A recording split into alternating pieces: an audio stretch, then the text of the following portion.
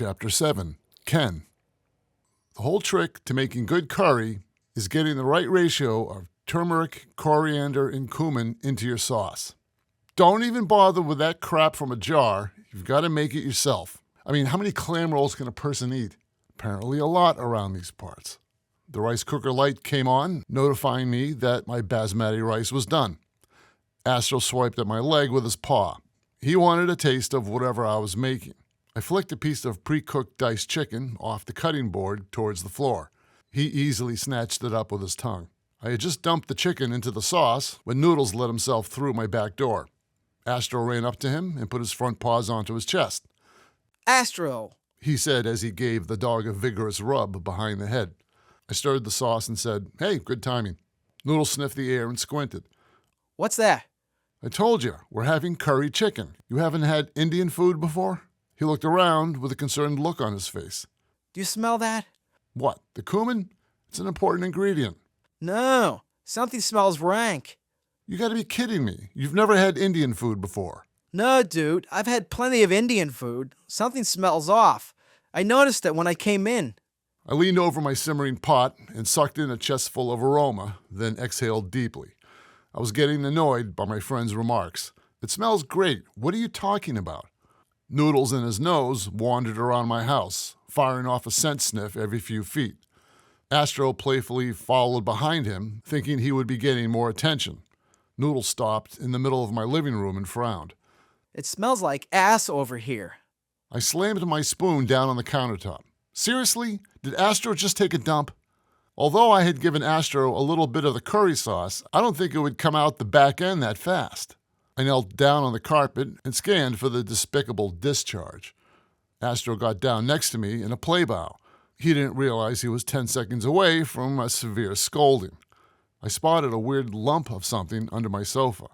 I reached for it and was enveloped in a sphere of stench. My first thought was, how did Astro get a pile of turds under my sofa? It looked solid enough, so I was able to grab it. It was brown, hard, and looked like the end of a cow's femur. I had to hold my breath as I held it up to show Noodles. Astro got excited, as if I was going to play fetch with him. Noodles backed away from me. What the fuck, dude? I held it out at arm's length as I strode towards the kitchen door, kicked it open, and chucked the thing into the middle of my backyard. Astro scampered down the steps after it. I quickly closed the door and took a deep breath. I shouted, "Jesus Christ!" as I wiped my eyes. That thing was vile. What the hell was it? It looked like the end of a bone of some sort. The animal must have died recently. Through the kitchen window, we watched Astro play with the thing in the backyard. He eventually laid down with it between his paws and started gnawing at it. If the dog wants to chew on that thing all night, he can stay outside. Noodles approached the stove. Is that stuff ready? "Yeah, grab a plate." I went over to the sink and washed my hands. There's rice in the cooker.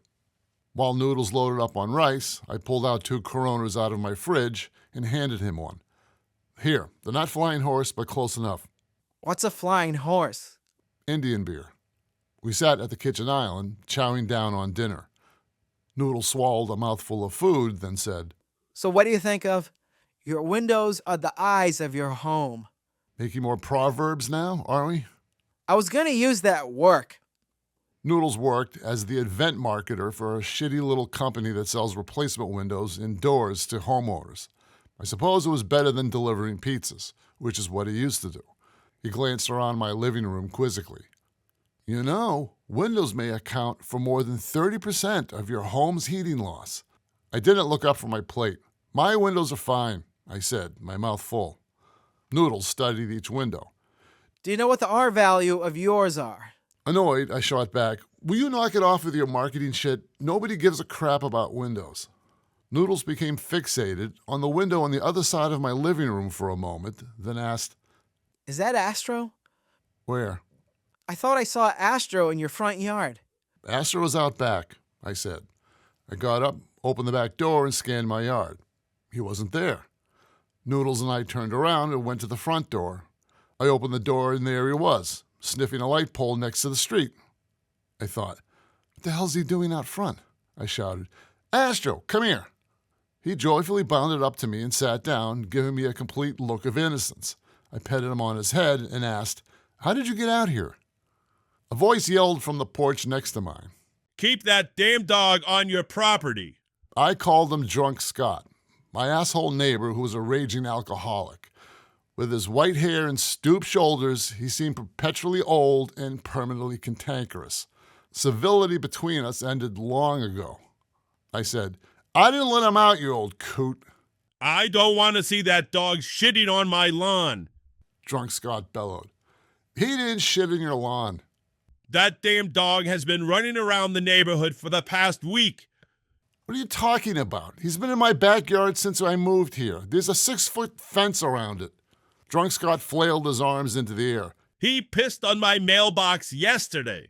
You were probably hammered and saw another dog piss on your mailbox. He didn't shit on your property. He's fenced in. He picked up a little bag of something from behind a flower pot on his porch. He shook it at me while he screamed, I have the shit! I have the shit! as if it were a vital piece of evidence to some murder trial. I had to clean it up 2 days ago. He's been up and down the street. It's not my dog's turd, you drunk fossil. Do I have to genetically test a bag of dog feces to convince you? I pointed towards my backyard and stressed again. My yard is fenced in. That was your dog I saw. I realized I wasn't getting anywhere with him. I calmly said, "Look, I'm taking him back now." He yelled out, I don't want to see that dog out here again. and slammed his front door. I muttered, "Fuck me," to myself. There was no way I was going to convince the old mummy that he saw another dog. I led Astro through the side gate and let him go. He bounded to the middle of the yard, spun around, and looked at me. Wagging his tail, he thought I was going to play with him. Noodles said, How do you think he got out then? "I don't know. The gate was shut."